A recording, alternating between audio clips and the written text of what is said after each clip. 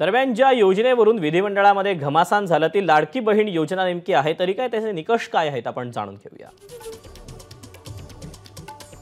लाडकी बहीण योजनेच्यासाठी पात्रता वय आहे 31 ते 60 वर्ष आणि अपात्रता 60 वर्षांपेक्षा जास्त वयाची महिला असणार आहे। यासाठी वार्षिक उत्पन्न 2.5 लाखांच्या आत असणं गरजेचं आहे। 2.5 लाखांपेक्षा जास्त उत्पन्न असेल तर तुम्हाला या योजनेचे लाभ मिळू शकणार नाहीत।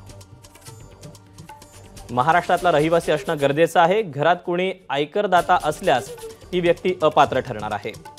विवाहित, विधवा, घटस्फोटित, परित्यक्त्या, निराधार महिलांसाठी ही विशेष योजना आहे।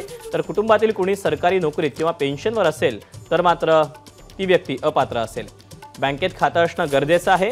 तर कुटुंबात 5 एकरपेक्षा जास्त उत्पन्न असेल ती व्यक्ती अपात्र असेल।